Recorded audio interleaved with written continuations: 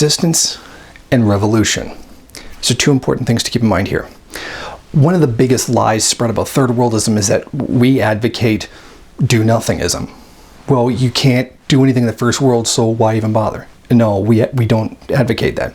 Actually, we largely advocate doing stuff to help the third world. Something that's actually productive, something that will actually do something.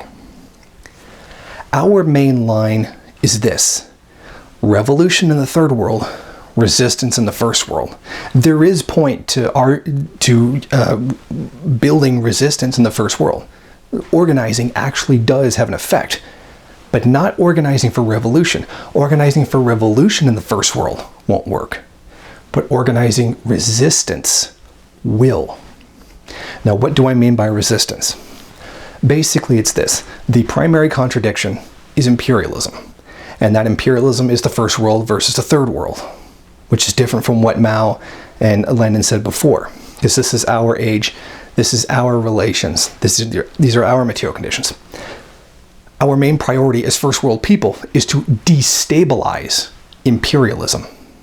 Often that means national suicide, basically screwing up our own country, damaging it so that imperialism collapses. Now, not everybody's going to get on board on this. Of course they're not, because if we just that very act is going against their class position. So you can't expect them to do that. And that's where the problem lies.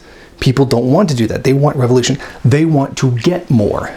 They don't want to do more. They don't want to build things to the point where revolution can happen. They want to just get more stuff when we're already completely overfed anyway. Now, the anti-war movement is the best thing that any first worlder can do. Sabotage the war, end it, bring the troops home, end the wars, to build the breathing space for third world groups to carry out revolutions in their countries. That is what we can do. Now, the method of this, whether it be liberal protesting or, say, someone taking much more radical action and blowing up a military depot or something, whatever someone's going to do is whatever someone's going to do. My only point here is to say that sabotaging imperialism is the main point. It is essentially national suicide. In fact, one of the things that I would actually say is to take back something I said before. Previously I said, don't vote for Ron Paul because ... Oh, I would actually like to take that back. I was wrong. We should be saying, vote Rand Paul. Vote Rand Paul for president, because basically he'd fuck up the entire country. First thing, he'd end the wars, which is the number one best thing for the third world, is to end the wars. Second, he would cut a lot of social programs. The first world, the United States, would sink.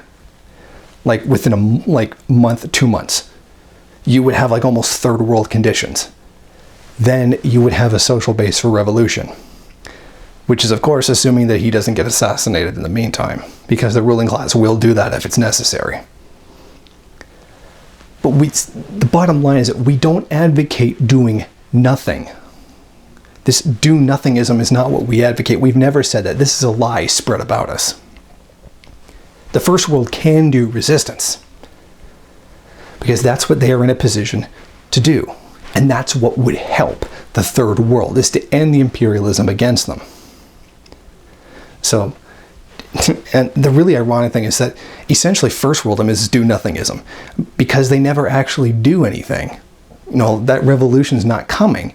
They're just mouthing off on the internet, Facebook groups saying, join our group, not this one because they're whatever accusation. But none of these groups do anything. Nothing of substance that would build revolution. So really, they are the ones that are doing do-nothingness. Is resistance here, revolution in the third.